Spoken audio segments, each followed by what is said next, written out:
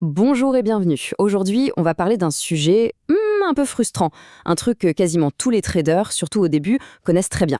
C'est ce fossé, parfois immense, entre ce qu'on sait qu'il faut faire et ce qu'on fait réellement. Le plan est clair, la stratégie est là, et pourtant, au moment d'agir, c'est comme si quelqu'un d'autre prenait les commandes. Allez, on va décortiquer ça ensemble. Voilà, tout commence ici. On a passé des heures et des heures à se former, on a une méthode, des règles bien précises, on a même testé tout ça en démo. Sur le papier, franchement, le plan est nickel, c'est logique, c'est carré, on se sent prêt. Ça, c'est la partie intellectuelle du job, et on a vraiment l'impression d'avoir fait le plus dur. Et puis, la réalité. Le marché s'ouvre, la pression commence à monter, les émotions s'invitent à la fête, et là, pouf, le plan si parfait s'envole. On hésite, on clique trop vite, ou au contraire, on attend trop longtemps. Bref, on fait tout l'inverse de ce qu'on avait prévu. Et c'est exactement cette contradiction qui nous intéresse aujourd'hui. C'est la grande question, non? Est-ce que c'est un simple manque de discipline? Est-ce que la stratégie n'est pas si bonne que ça, finalement? Ou alors, est-ce qu'il y a quelque chose de bien plus profond, une sorte de force invisible qui prend le contrôle dans les moments de stress? C'est ce qu'on va essayer de comprendre.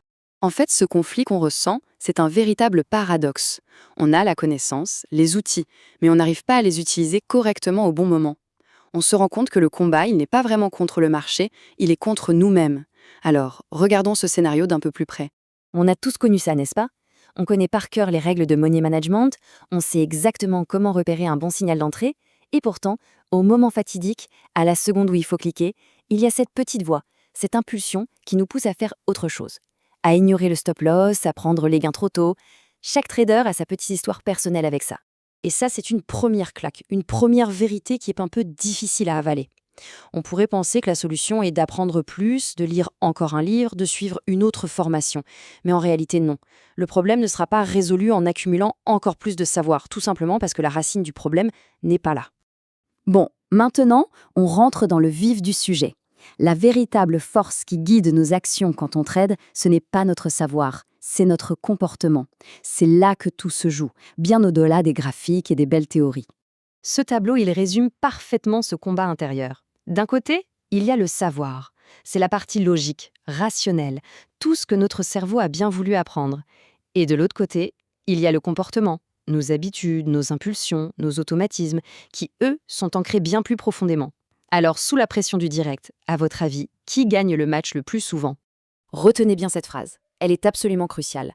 Quand le stress et l'incertitude des marchés sont à leur maximum, nos comportements les plus ancrés, nos réflexes, prendront quasi systématiquement le dessus sur des connaissances toutes fraîches. C'est presque une réaction de survie, c'est instinctif. Et voilà le coupable, l'automatisme mental. C'est lui qui nous fait dérailler. Un exemple tout bête, la peur de rater une opportunité, le fameux FOMO. Eh bien, cette peur peut déclencher un automatisme qui nous pousse à entrer sur le marché n'importe comment, sans attendre la confirmation qu'on s'était pourtant promis d'attendre.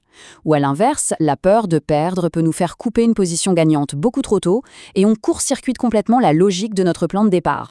Le fait de comprendre ça, ça change complètement la donne. Le vrai défi, ce n'est plus de trouver la stratégie miracle qui marche à tous les coups. Non, le vrai défi, c'est de se regarder en face et de confronter ses propres mécanismes. C'est un changement total de perspective, mais c'est indispensable pour progresser. Cette phrase, elle résume tout. L'actif le plus important qu'on gère sur les marchés, finalement, ce n'est pas notre capital sur le compte de trading, c'est notre capital comportemental. Chaque clic, chaque décision, c'est juste le reflet de nos habitudes. Et le succès, il dépend de notre capacité à maîtriser ces habitudes. Il faut donc vraiment sortir de cette course à l'infernation. Vouloir trouver la stratégie parfaite, c'est souvent une fuite en avant, une distraction qui nous évite de faire le vrai travail, un travail qui est entièrement tourné vers l'intérieur. Le véritable objectif, du coup, c'est de devenir un observateur de soi-même. C'est seulement en observant son propre comportement qu'on peut espérer le changer. Une première étape très concrète pour ça, tenir un journal de trading. Mais attention, pas juste pour noter les trades, surtout pour noter ce qu'on a ressenti à chaque décision. La peur, l'euphorie, la frustration, c'est ça la vraie information. Et on va finir là-dessus avec cette question. C'est une question à se poser tranquillement. Quelle est cette habitude, ce petit truc qui revient tout le temps et qui sabote les résultats? Est-ce que c'est le fait de décaler son stop-loss en espérant un miracle ou de vouloir se refaire juste après une perte en doublant la mise? Simplement l'identifier, mettre un nom dessus, c'est le tout premier pas. Et croyez-moi, c'est le plus important de tous pour enfin réussir à aligner ses actions sur ses connaissances.